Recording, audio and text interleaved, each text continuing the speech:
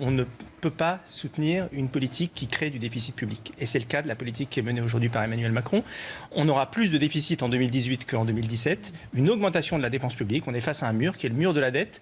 Et rien dans ce qui est proposé aujourd'hui par Emmanuel Macron ne permet de contrer ce mur de la dette. Vous n'avez que la dette comme boussole ?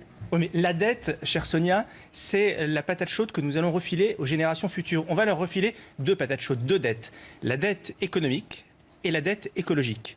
Et ne pas appréhender et ne pas considérer que ces deux sujets-là sont essentiels, c'est irresponsable. Et en particulier quand on est président de la République. Et puis il y a aussi, si vous me permettez l'expression, la forme. On est en train de voir là sur vos écrans l'image du président de la République en train de théâtraliser la signature de la loi sur le terrorisme, entouré de deux figurants qui sont ministres, qui sont en dessous de lui. Je vois Gérard Collomb et j'imagine, parce qu'il est ministre de l'Intérieur, j'imagine Georges Clemenceau ou Charles Pasqua à cette place-là. On ne fait pas de la politique en discréditant ceux avec qui on travaille.